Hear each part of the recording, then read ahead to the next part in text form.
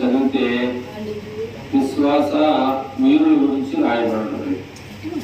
విశ్వాస వీరులు అంటే మన బైబిల్ గ్రంథంలో ఉన్న వాళ్ళందరి పేర్లు కాదు, కానీ కొంతమంది దేవుని చేత నడబడినవారు, దేవునితో బాగా సాంగత్యం సహవాసం కలిగిన వారు ఈ కొంతమంది ఈ ఎదురు రాసిన పత్రిక 11వ అధ్యాయం ఉంటారు. వారిలో కొంతమందిని మనం ఈరోజు గుర్తు చేసుకున్నాం అనేటువంటి ఉద్దేశంతో ఈ వాటి పట్టాన్ని చదువుకోవడం అనేది జరిగింది. ఇక్కడ బైబిల్ గ్రంథంలో మనం ఆలోచించవలసినటువంటి ఉద్దేశం ఏంటంటే, ఈ 11వ అధ్యాయం నుంచి మనము చదువుకుంటూ ముందుకెళ్దాం. 11వ అధ్యాయము ఎబ్రీయులకు రాసిన పత్రిక మొదటి వాక్యం నుంచి ముందుకు వెళ్ళడానికి మనం సిద్ధపడదాం. విశ్వాసమనున్నది నిరీక్షింపబడు వాటి యొక్క నిజ స్వరూపమును అదృశ్యమైనవి ఉన్నవలటకు రుజువై ఉన్నవి. దానిని బట్టి పెద్దలు సాక్ష్యం పొందిరి. ప్రపంచములు దేవుని వాక్యము వలన నిర్మాణమైనవనియు అందును బట్టి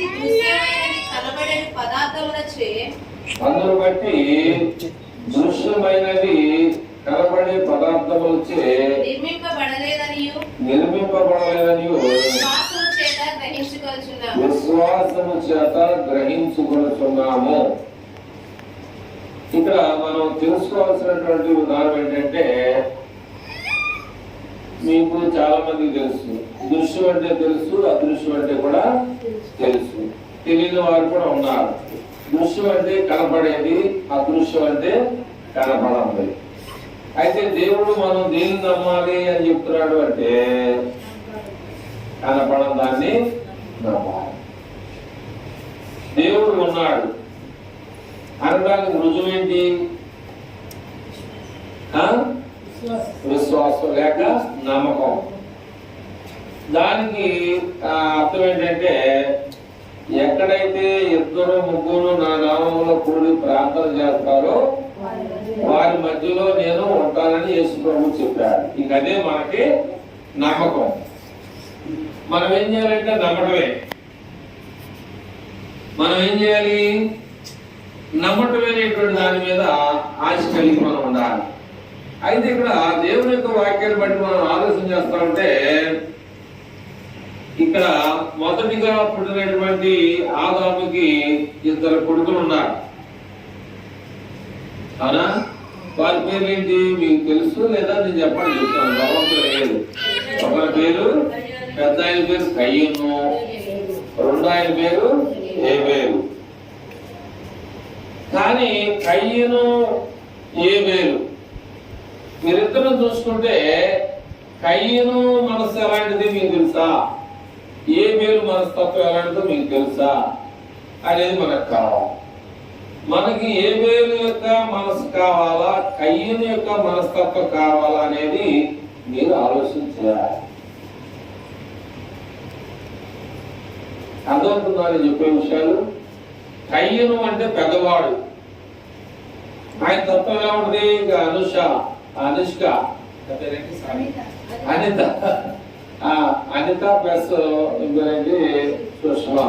ఇంకా మీరు బైబిల్ రీడింగ్ చేస్తా ఉంటారు, కానీ ఏళ్ళతో కాదు, మీరు కూడా మీ బైబిల్ చూడాలి.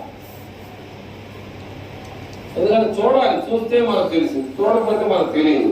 కాబట్టి మీ కయ్యను ఏబేలులో ఎవరు శ్రేష్టమైన వారు అని మనం చెప్పగలుగుతాం.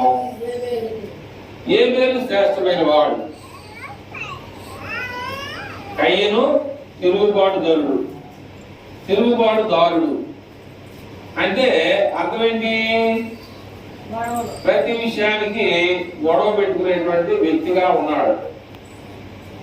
అయితే ఇక్కడ ఇద్దరు ఉన్నారు. ఇద్దరు దేవుని దగ్గరకు వచ్చారు. ఇద్దరు దేవుని దగ్గరకు వచ్చి ఇద్దరు దేవునికి ఇచ్చారు. ఏంటిది? ఏం చెప్పాలి? వారి కష్టార్జితం అనేటువంటి అర్పణ అంటే ఇవ్వటం. కష్టం చేసుకొచ్చిన దాన్ని ఏమంటారు? అర్పణ అంటే అర్పించడం అంటే ఇవ్వటం. కానీ ఏబేలు యొక్క అర్పణను ఇష్టపడ్డాడు, కయీను యొక్క అర్పణను దేవుడు ఇష్టపడలా. ఎందుకని? కారణం ఏంటి?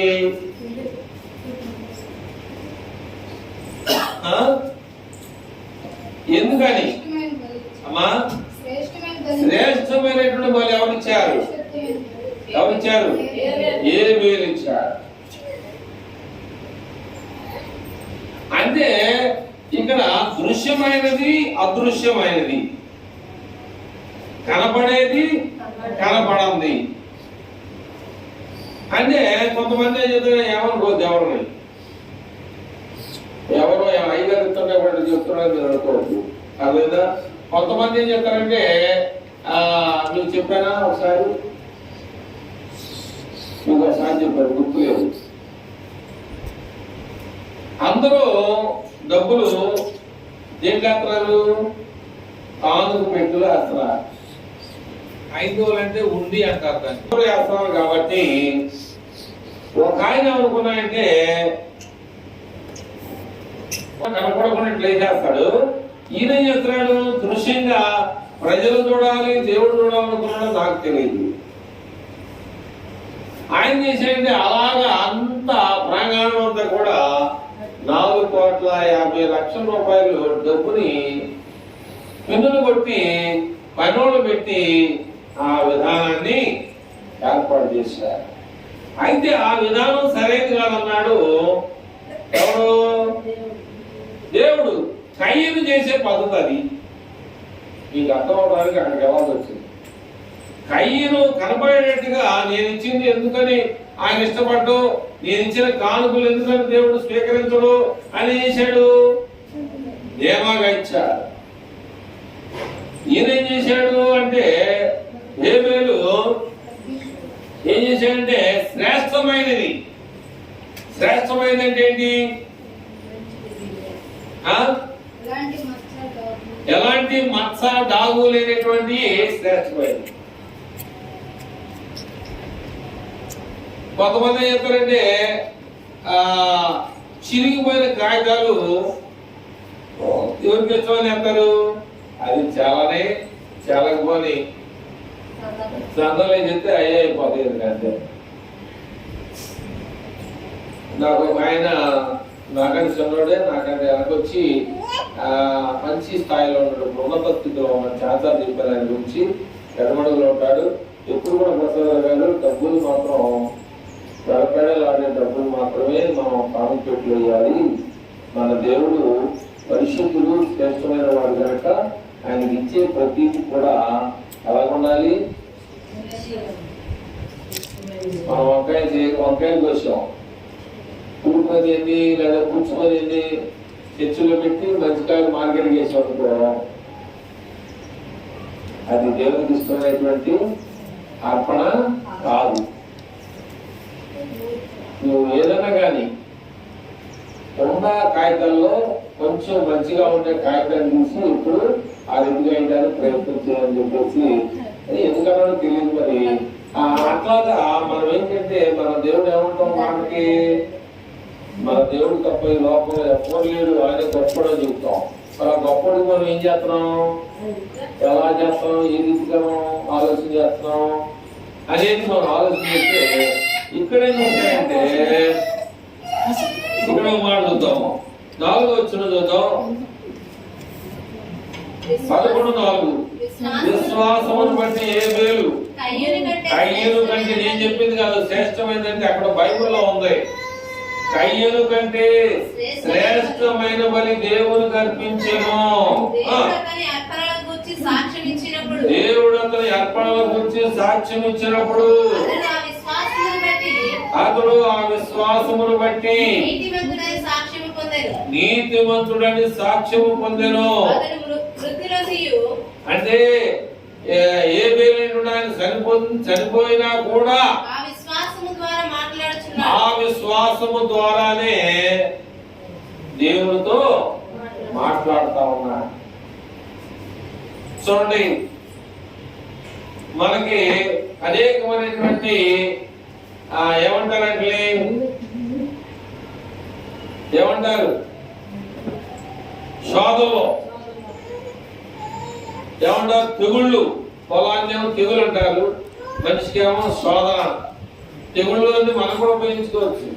తెగులు అంటే వ్యాధి, బాధ. ఇవన్నీ కూడా మరి మానవులుగా మన మీదకి వస్తా ఉంటాయి. అన్నీ కూడా వాటిని మనం ఏం చేయాలంటే జయించాలి. అయితే ఈ అర్పణ ఇచ్చినటువంటి హేబేలు ఏం చేశాడు అంటే చనిపోతూ కూడా దేవుణ్ణి తన విశ్వాసాన్ని విడిచిపెట్టలా. చనిపోతా ఉన్నా కూడా మళ్ళీ చదువు ఏమంటే ఆ విశ్వాసమును బట్టి నీతిమంతుడని సాక్ష్యం పొందెను, అతడు మృతి నుండి ఆ విశ్వాసము ద్వారా మాట్లాడుతున్నాడు అని చెప్పేసి రాసింది. అంటే విశ్వాసము అనేది చాలా మరి విలువైంది, చాలా బలమైనటువంటిది. కాబట్టి అందుకని ఇక్కడ దేవుని యొక్క వాక్యంలో ఉన్నటువంటి ఆ విధానం ఏంటంటే 6వ వచనంలో ఏమన్నాడు? 11:6 ఎబ్రేయ గ్రంథకర్త ఏమన్నాడంటే విశ్వాసము లేకుండా దేవునికి ఇష్టమైనడు సాధ్యపడే పని కాదు. ఒకవేళ నువ్వు దేవుని దగ్గరకు వచ్చేటప్పుడు ఆయన ఉన్నాడనియో, నేను ఆయన దగ్గరికి వెళ్తే నా బాధలు, నాకు కావలసిన ఫలాలు, నాకు కావలసినటువంటి ఆశీర్వాదాలు, నాకు కావలసినటువంటి ఆరోగ్యాన్ని, నాకు కావలసినటువంటి ఆత్మ సంబంధమైనటువంటి దేవుని చేత ఆర్థిక వనరులు కూడా దేవుడు నాకు దయచేయాలని నమ్మాలి. అంతేగాని మనము ఈ వారం రాకపోతే అయ్యగారు ఫోన్ చేస్తాడు అని దాని మీద రాకూడదు. ఈ వారం రాకపోతే అది ఖచ్చితంగా అడుగుతాడు అనేటువంటి దాని మీద మనం వచ్చామంటే ఆశీర్వాదాలు రావు. మనం ఎక్కడ వేసుకోవాలి అంటే పునాది క్రీస్తు అనేటువంటి బండ మీద మనం కట్టబడాలి. క్రీస్తు మన కొరకు చనిపోయాడు కాబట్టి క్రీస్తు మీద మనం కట్టబడాలి. ఎందుకని కట్టాలి?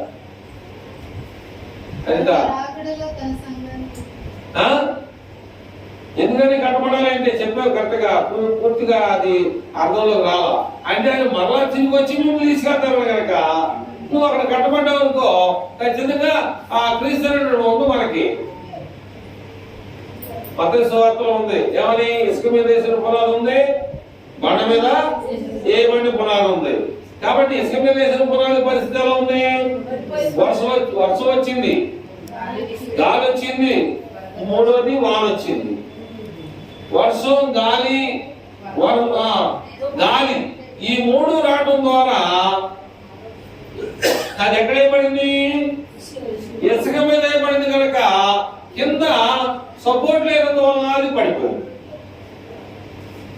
కాబట్టి క్రీస్తు బండ మీద పునాది వేయబడ్డాం అనుకో, వాన రావచ్చు, వరద రావచ్చు, తుఫాను ఇంటి మీద పట్టవచ్చు. అది క్రీస్తు అనేటువంటి బండ మీద వేయబడింది కనుక దాని పునాది కదల్చబడలేదు.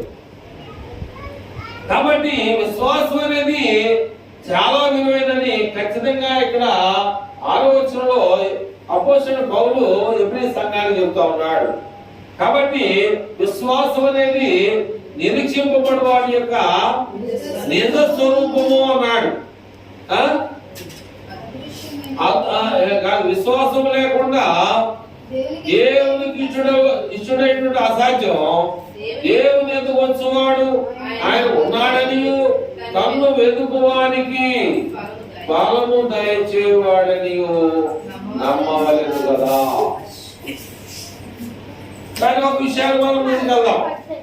ఒక విషయాన్ని మనం గుర్తు చేసుకుంటే రిఫరెన్స్ చెప్పదలుచుకోవట్లేదు. చూడండి వాటి మీద ఉండదు దాచిపెట్ట. నేను రిఫరెన్స్ చెప్పడానికి టైం కాదు కనుక ఈ లోకంలో ఉన్నటువంటి పరిస్థితులను చూసి కూడా దాని ముందు కూడా చెప్తే పోయింది అనుకుంటున్నాను. ఏంటి ఆ విషయం అంటే 6 అయిపోయింది కదా. 6వ వచనం వద్దు, 5వ వచనం చదువుదాం. విశ్వాసమును బట్టి హానోకు అనేటువంటి ఆయన మరణము చూడకుండానట్లు కొనుక్కోబడెను. అతడు కొనుక్కోబడక మునుపు దేవునికి ఇష్టడై ఉండడని సాక్ష్యము పొందెను. దేవునికి ఇష్టడై ఉండేనని సాక్ష్యము పొందెను. కాగా దేవుడు అతన్ని కొనిపోయాను గనక అతడు కనపడలేదు. అంటే అర్థం ఏంటి? ఆయన శారీరక మరణం పొందలా, శారీరక మరణం పొందలా. ఇప్పుడు మనం చెప్పుకున్నటువంటి యుద్ధాల్లో ఎంతో మంది మన వ్యక్తులు చనిపోతా ఉన్నారు. కానీ ఈయన దేవుడు ప్రాణంతో పిలిచాడు, ప్రాణంతో పిలిచాడు. ఎందుకని మనం పాట పాడతాం.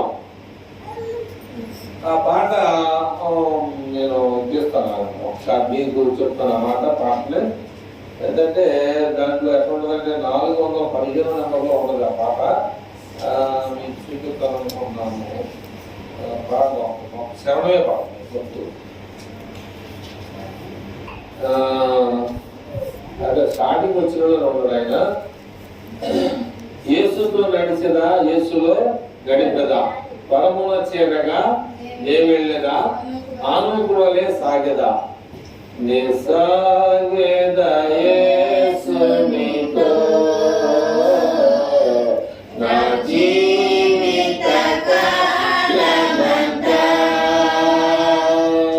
నే సాగేదా యేసునితో నా జీవిత కాలమంతా. యేసుతో నడిచేదా, యేసులో గడిపేదా, యేసుతో నడిచేదా, యేసులో గడిపేదా, పరమున చేరగానే వెళ్ళేదా, పరమున చేరగానే వెళ్ళేదా, ఆనూకు వలె సాగేదా,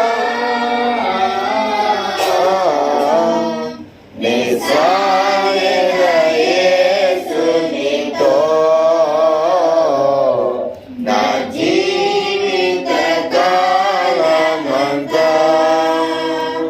నిజంగా ప్రియమైన వాళ్ళరా, మరి తన జీవితంలో కూడా దేవుడితో నడిచాడు కనుక ఆనోకుని దేవుడు మరణం చూడకుండా ఈ లోకంలో తన భార్య బిడ్డలు ఏడుకోకుండా బతుకుండే దేవుడు శరీరానికి చేరడం. అంటే చాలా మంది ఏమంటారంటే, మన ఇంకా తెలియని వారు క్రైస్తవులు ఉన్నవారు, ప్రాంతానికి వెళ్ళేవారు ఆదివారం చచ్చిపోతే డైరెక్ట్ గా పరలోకానికి వెళ్ళిపోతాడు అనేవారు చాలా మంది ఉన్నారు. తప్పు. ఏం చేయాలి? మనకు కొన్ని నియమాలు ఉండాలి. ఏ నియమాలు? విశ్వాసం ఉండాలి, నమ్మకం ఉండాలి, నిజంగా దేవుడని బాప్తిసం పొంది ఆయన నిజంగా దేవుడి కుమారుడు ఒప్పుకొని మన పాపాలను ఒప్పుకొని అప్పుడు మనము ఎలా సాగాలి? అది ఎట్లాగా ఎలా సాగాలి?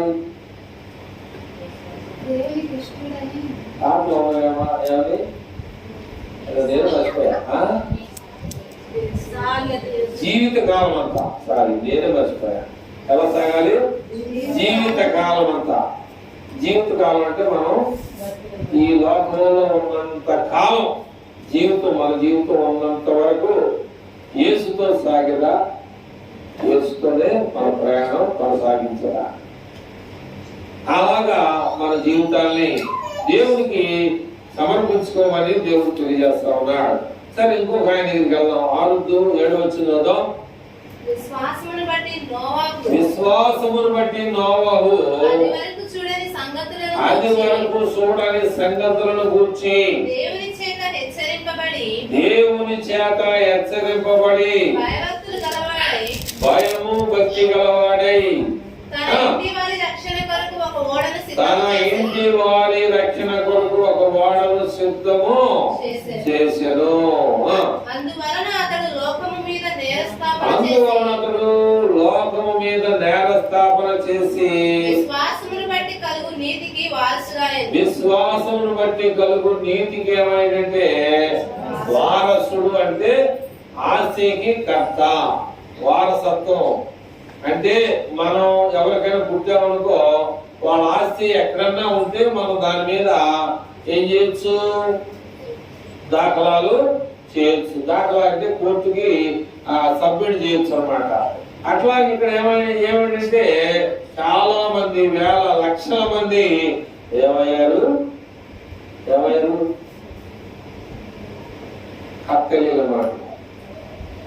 నోవహు అని పేరు చెప్పినప్పుడు మనకి కథ తెలియాలి. నోవహు అనే పేరు చెప్పినప్పుడు కథ తెలియాలి. పూర్తిగా చెప్తాను టైం చాలు. ఏమయ్యారు? 8 మంది మాత్రమే రక్షింపబడ్డారు. మరి మిగతా వాళ్ళు ఎక్కడికి వెళ్ళారు?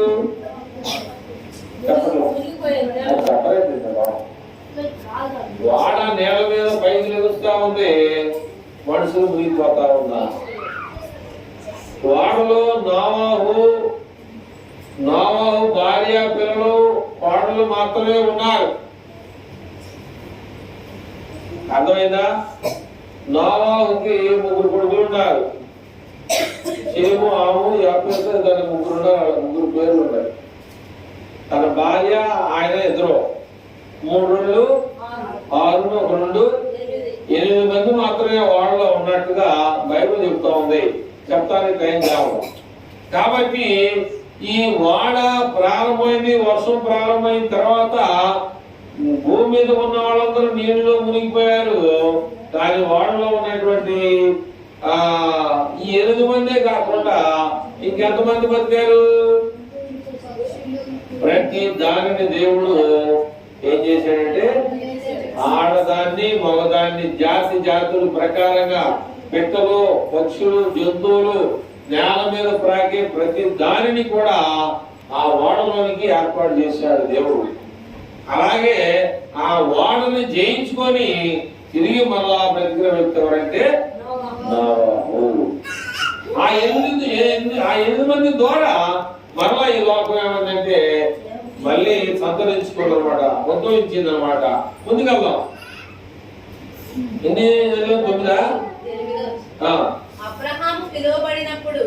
అబ్రహాము పిలువబడినప్పుడు విశ్వాసమును బట్టి ఆ పిలుపునకు లోబడి తాను స్వాస్థ్యముగా పొందనయ్యున్న ప్రదేశమునకు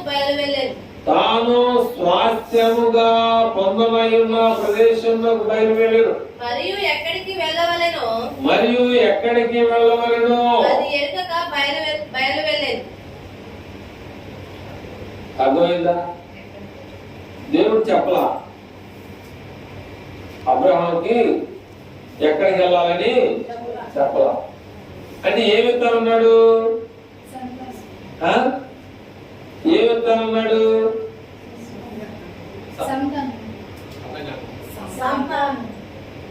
అది కాదు.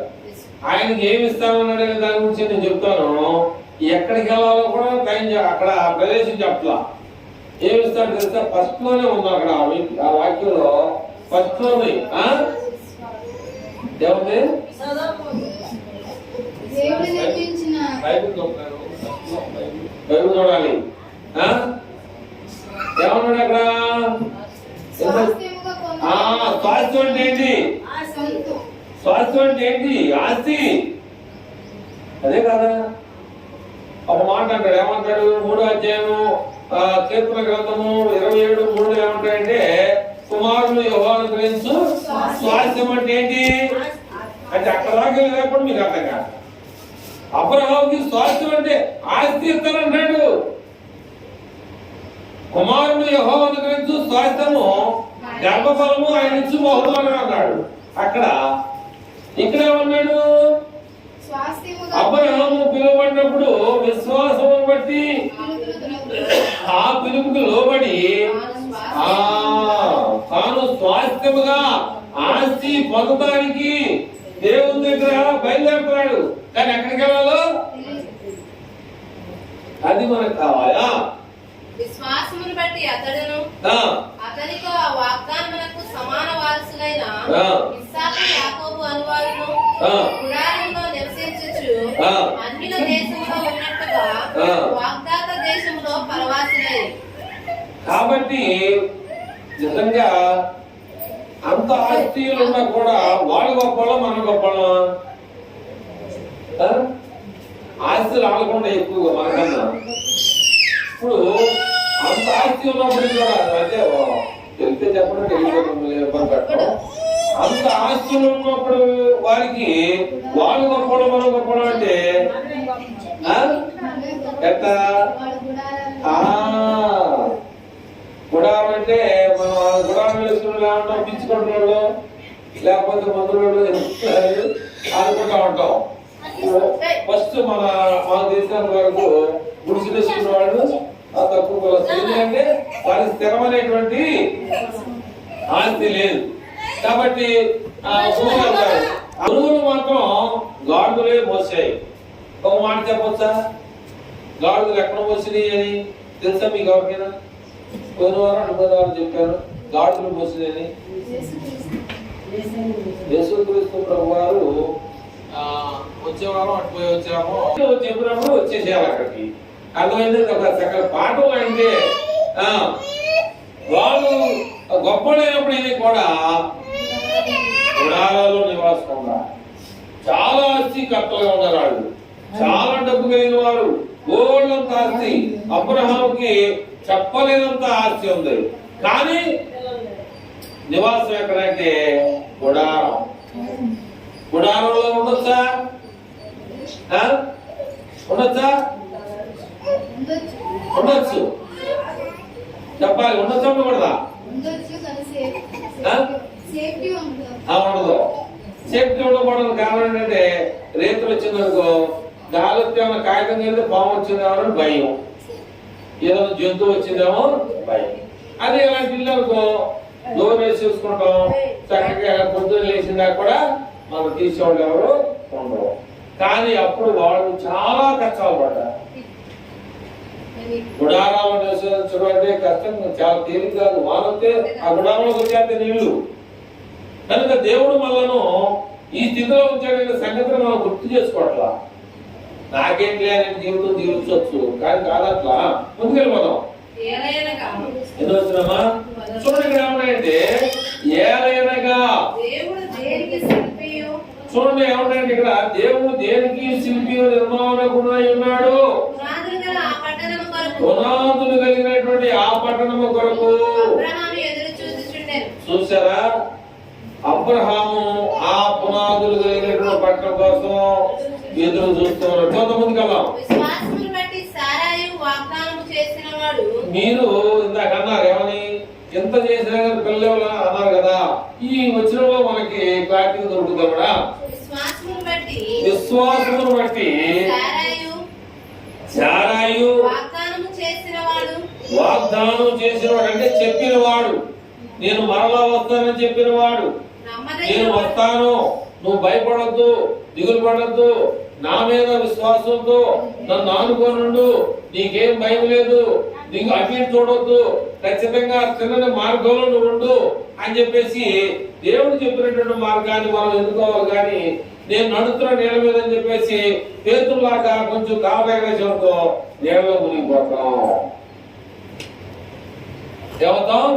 నీళ్ళలో మునిగిపోతాం. చాలా డబ్బు ఉండొచ్చు, చాలా ఆస్తులు ఉండొచ్చు, చాలా పొలాలు ఉండొచ్చు, చాలా నీకు బలం ఉండొచ్చు, మంచి యవన స్థాయిలో ఒక దెబ్బ కింద ముందు పడవచ్చు నువ్వు. కానీ ఎవరు గుర్తొస్తావు తెలుసా? మీకు ఎవరికైనా చదువుతుంది తెలుసా? సంవత్సరం ప్రాణం ఎక్కడ ఉందో మీకు తెలుసా? తల ఇంటిలో పుట్టినది మొదలుకొని ఈ తల మీద నాజీరు అంటే మంగళ కత్తి వేయడానికి ఒకవేళ ఆయన ఎంటికలు కానీ తీసేస్తే ఎందుకు పనికిరాడు, చిన్నపిల్లలు పెట్టం. కానీ ఆయన ఎంటికలు కానీ తీయకుండా ఉంటే అవసరమైతే ఒంటిని కూడా చేతితో గుద్దిలో ఆ దానికి ఇద్దరికి వచ్చేసింది. అంత శక్తి కలిగినటువంటి వాడు సరైనా శాంసన్. అంత పవర్ఫుల్ దేవుడు ఇచ్చాడు. నువ్వు ఎవరైతే మంగళ కత్తిని తల మీద ఎత్తడో నీ చరిత్ర అయిపోద్ది. అంటే కానీ నీ తల ఉన్నంత వరకు నిన్ను ఈ భూలోకంలో ఎప్పుడు ఏమి.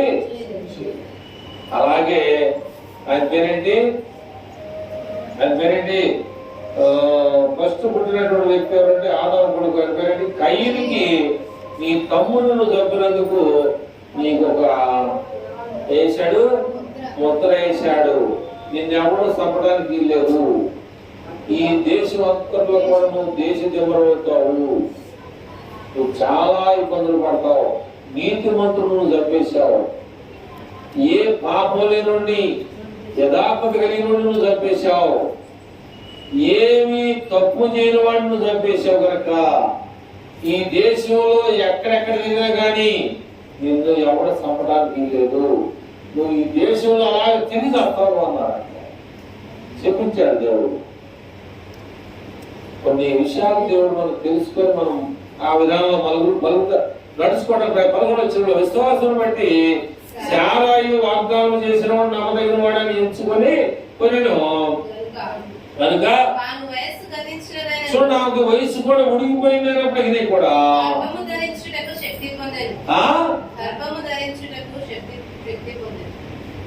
అప్పుడు ఎంత ఉండే వయసు అంటే 99 సంవత్సరాలు వయసు ఉండవచ్చు.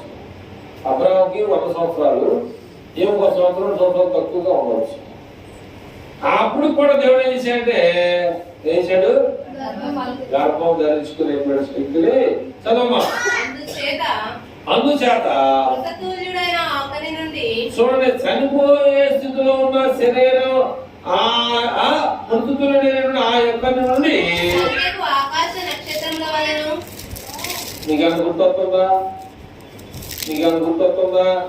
ఆ యొక్క నుండి సంఖ్యకు ఆకాశ నక్షత్రముల వలెను సముద్ర తీరమందలి లెక్కింప శక్యము కాని ఇసుక రేణుల వలె సంతానము కలిగను అన్నాడు.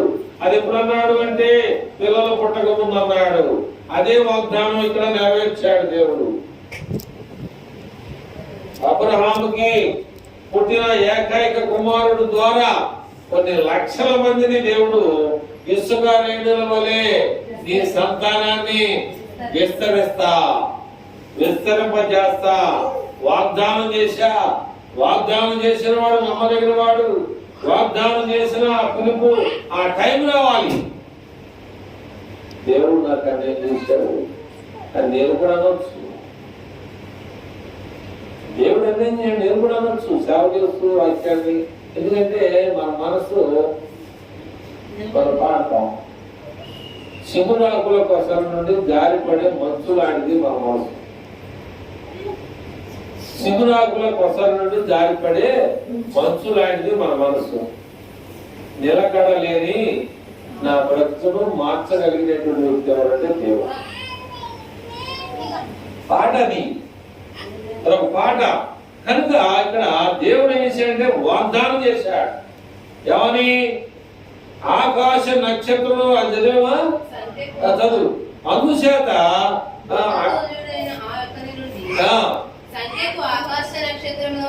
చదివిన ఉండగా ఇసుక రేణుల వలె నక్షత్రం. అది ఇష్టం. ఎంతమంది కావాలి?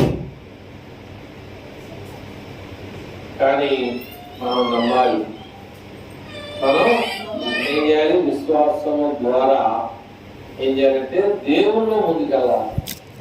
ఈ లోకంలో నువ్వు ఎంత సంపాదించలేదు కాదు, ఈ లోకంలో నీకు ఏముందనేది కాదు. ఉండటం మంచిదే, సంపాదించుకోవడం మంచిదే కాదట్లా. కానీ ముందు ప్రిపరేషన్ ఎవరు కావాలి? మన ముందు ఎవరు పెట్టుకోవాలి? దేవుని పెట్టి దేవుని పెట్టిన కార్యాన్ని సఫలకృతం చేసుకోవాలి. మనకన్నా ముఖ్యమైన వాడు ఈ లోకంలో మన తోడబుట్టుడే కావచ్చు, మన తల్లిదండ్రులే కావచ్చు. కానీ వారికైనా గొప్పవాళ్ళు ఎవరంటే యేసు ప్రభువే. అందుకని నేను ఆ బైబిల్లో వాక్యాన్ని చూపించడానికి సమయం చాలు. కానీ దేవుడు ఏమన్నాడు తెలుసా మాట? యేసు ఈ లోకంలో సువార్తను ప్రకటించేటప్పుడు, యేసు దేవుని యొక్క వాక్యాన్ని ప్రకటించేటప్పుడు ఏమన్నాడు తెలుసా నీకు? ఏమన్నాడు?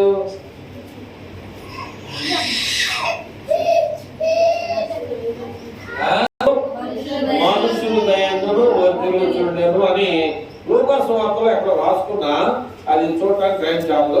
అది ఖచ్చితమైనటువంటి మాటే. నేను ఏదైతే చెప్పానో 2:52 ఉందా? ఒకసారి చదువుతారా? చూడండి అక్కడ ఏమన్నా చూడండి. 2వ అధ్యాయం 52 వచ్చినట్ట. యేసు జ్ఞానమందును వయసునందును దేవుని దయందును మనుషుల దయందును వర్తిల్లుచుండెను. అందరూ కావాలి మనకి. దేవుడు ప్రిపరేషన్ ఎవరు? ముందు దేవుడు, తర్వాత అందరూ కావాలి. అందరూ కావాలి. దేవుడు మెయిన్. ఆయన మన మీద పెట్టుకొని తర్వాత మనం అందరితో సహవాసం అనేది చాలా విలువైంది. అదే సహవాసం ఏంటంటే దేవుని యొక్క సహవాసం. దేవుని యొక్క సంఘములో సహవాసం కలిగిన వారిగా విశ్వాసులుగాను ఉండాలి. విశ్వాసులు అంటే ఎవరో మీరు చెప్తారా? చెప్తే ముంచేద్దాం. విశ్వాసులు అంటే ఎవరో నమ్మి బాప్తిసం పొందిన వారు విశ్వాసులు. అర్థమైనా? కనుక ప్రియమైనటువంటి వాళ్ళరా, ఇప్పటి వరకు మనం నేర్చుకునేటువంటి సత్యం ఏంటంటే దృశ్యమైంది, అదృశ్యమైంది. దృశ్యమైంది, అదృశ్యమైంది. మనం దృశ్యాన్ని నమ్ముదామా, అదృశ్యాన్ని నమ్ముదామా అంటే దేవుడు మనకు కనపడతాం. అది కంపల్సరీ. దేవుడు మనకి కనపడతాం. ఎక్కడుంటాడు? ఎక్కడుంటాడు? ఇక్కడే ఉన్నాడు, మనతోనే ఉన్నాడు. అది మనం ఏం చేయాలంటే నమ్మాలి. దేవుడు ఉన్నాడంటే నువ్వు నమ్మడమే మన డ్యూటీ. కార్యం అనేది దేవుడు చేస్తాడు. అయితే మనమంతా మనకు చాలా అద్భుతాలు ఉన్నాయి బైబిల్లో. కానీ సంఘస్థులు ప్రార్థన చేస్తే చర్చాలు కూడా తగిలిపోయింది మనం చూసాం. వాటిని బట్టి కూడా మనం ముందుకెళ్ళాలి. నువ్వు చూపిస్తావంటే నేనేం చెప్పలేదు. జరిగిన సంఘటనలు మనం చూడాలి. ఒక మాట చెప్తూ మర్చిపోయా. ఏమిటి ఏ మాట? నువ్వు దేవుడు గొప్పడు, దేవుడు గొప్పడు. ఏలియా ఈ దేశంలో ఉన్న వారందరూ కూడా నేను ఎంత బోధించినా నా మాట వినట్లేదు కనుక నేను ఏం చేయాలంటే ఒక పని చేయాలని నిర్ణయించాడు. ఏ పని అన్నాడు దేవుడు? ఈ భూమి మీద ఉన్నటువంటి వారికి 3 సంవత్సరాల 6 మాసాలు నీళ్లు భూమి మీద వర్షం లేకుండా చేయమని నేను అడుగుతా. నేను అడిగింది నువ్వు చేయాలని అడిగా. మరి ఆయన చేయమంటే కదా ఆయన పేరు ఇక్కడ ఇందులో పరిశుద్ధ బైబిల్ గ్రంథంలో లిఖించబడింది. 3 సంవత్సరాలు 6 మాసాలు భూమి మీద వర్షం లేకపోతే ఏలియా ఏం తింటాడు, ఏం తాగుతాడని అనుకున్నాడా? మరి ఎట్టగా? ఎంత దేవుడు ఉన్నాడు అంతే. మనం సాధించాం. ఇది ఏదో హజ్జలు పోయిన వారేమో యెహోవా ఈయనే అని మాటకు అర్థం ఏంటంటే దేవుడే చూసుకుంటాడు. యెహోవా వీరే ఈరే అనే మాటకు అర్థం ఏంటంటే 1-2 అక్కడ ఎప్పుడో వారం చెప్పుకున్నాం. దేవుడు చూసుకున్నాడు అంతే. అది గొర్రెపోతు బలి ఇవ్వడానికి అబ్రహాము అక్కడ వచ్చింది ఈ మాట. అయ్యా మరి ఇసాకును బలి ఇవ్వాలి కదా, మరి ఇసాకు బదులు ఎవరు ఇస్తారంటే యెహోవా ఈరే అనే మాట దగ్గర చూస్తే పుట్టినోడు ఎవడే? దేవుడే చూసుకుంటాడు. కదా ఎదురు చూడగానే గొర్రెపొట్టేలు పొదవ కనపడింది. దాన్ని తీసుకొచ్చి ఎమ్మటే ఆ దాన కార్యక్రమం ఆపలా. దేవుడు అనేసిందిగా దాన కార్యక్రమం ఆపలా జరిగించాడు. అట్లాగే మరి ఏలియాకి మంచినీళ్ళు ఎట్టగా? మంచినీళ్ళు కావాలి. ఏమిస్తున్నాడు దేవుడు తెలుసా మీకు?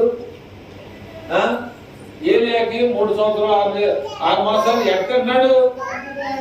ఆకుల ద్వారా రొట్టెలు పంపిస్తున్నాడు. నీళ్లు లేవు కనుక సారేపతి కేరీతి వాగు. సారేపతి అనేది విధవరాలు. కేరీతి వాగులోకి వెళ్ళు, అక్కడ నీళ్లు వస్తా ఉంటే ఈ రొట్టెలు తిని ఆ నీళ్లు తాగుతా నీ జీవితాన్ని గడిపించు అన్నాడు. మరి ఏలియా మామూలుగా చనిపోయాడా? ఎట్లా చనిపోయాడు? ఎవరు చనిపోయాడు? ఆనోకులాగానే ఆయన మరణం చూడాల.